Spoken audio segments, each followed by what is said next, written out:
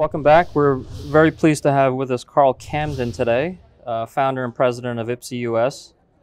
Carl has dedicated more than 25 years of his life to advocating for the independent workforce. He was president and CEO of Kelly Services, a Fortune 500 workforce solutions firm, for 22 years. Welcome, Carl. Thank you for having me. Thank you for joining us. Tell us about the genesis of iPSE-U.S. When I was working at Kelly Services and we began implementing global talent supply chains, it soon became very clear that only in the United States that independent workers face discrimination in access to benefits and access to workplace safety and so on. In the rest of the world, they believe that access to benefits and workplace protection is a fundamental right of citizenship, not a fundamental tie to employment. And so they provide access to benefits because you're a citizen. They pay for it through transaction taxes, and everybody who lives in that country has access to those benefits. That's fascinating. Now, your background is in linguistics, as I understand. We've talked about this before, about the nomenclature of the independent worker, which is the preferred term, certainly, versus the connotations that independent contractor has. Can you talk to me about how that's transitioned? You know, we went through a long period of time where being an employee was a very high status thing in this country. And we allowed phrases to be seeded like, well, he's just an independent contractor, or they're just a 1099 in a dismissive way. And then companies began to treat employees dramatically different than independent workers. There are still companies today that don't even bother to snowplow the parking lot, which is the furthest away from the building where people are going to work, if for the independent workers. So they have to park as far away as possible and often don't even get, you know, the parking lot plowed and so on. Right. And in terms of their contribution to the economy, you mentioned that they're a third of the workforce. What does that translate into? In terms of nearly $2 trillion of the U.S. GDP every year is produced by independent workers. They pay a tremendous amount of taxes. They support the government, they support the economy, but have no recognition and no official participation with the Department of Labor or anybody else to support their endeavors. The modern version of taxation without representation. Absolutely. At least in this case, it's regulation without representation. So are the state governments the problem? Is the federal government the problem? Where is the soft spot for you? The problem comes about because we decided that the uniquely American solution of tying benefits to jobs was a great thing, and we've been very reluctant to give it up.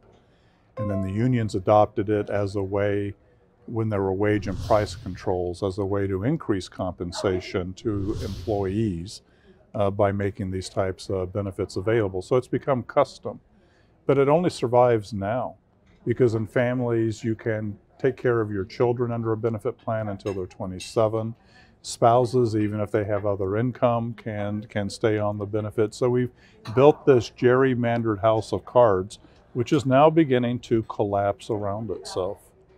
So if I'm an independent worker, I've got an election in this country coming up next year, does it matter to me which side I vote for? It doesn't matter which side you vote for, but it does matter who you vote for. In this particular case, there is strong Democratic support for our endeavors because they see us providing a very needed social safety net for independent workers. The Republican Party sees a very strong need for this because they believe it'll boost entrepreneurship and small business creation in this country. So we don't have any problem finding advocates inside both parties, but we do find those who are tied to the old world of work haven't understood the new dynamics, and it's very important that they don't find a place in the Congress or the Senate, regardless of which party they're in. Well, you should be congratulated for finding an issue that they can be bipartisan about. Who knew? So this sounds on some level like the governments have engaged in a proactive discriminatory effort. This isn't just laissez-faire, let them be. This sounds like active, non-legislative efforts. I view it as very discriminatory. I view it as oppressive. If I was being a cynic, I would note that the government finds it easier to deal with tax collection when all the companies are the outsourced tax collector, whereas with independent workers, you have to deal with, since we don't have transaction taxes, you have to deal with them one at a time. Right. And I think that gives them some incentive. But again, they grew up with an ethos that their parents taught them, just like my parents tried to teach me, grow up, get a job, get a good job. And then I would say to my dad, what's a good job? Well, a good job is that you can work at for 30 to 40 years and they will take care of you. Well, when you say that now to college students, they burst out laughing.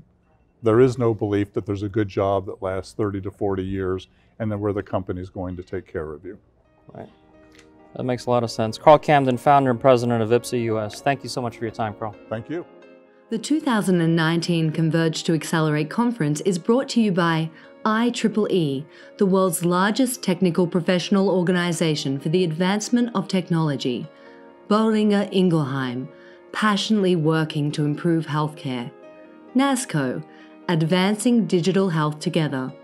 iPSE-U.S, the Association of Independent Workers, for one, for all.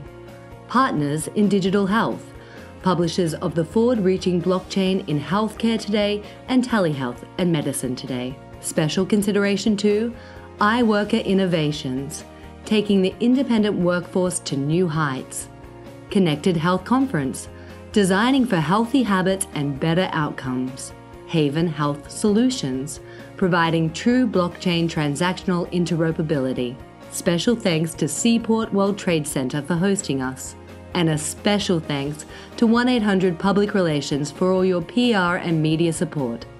We'll be right back after these messages. Don't go away.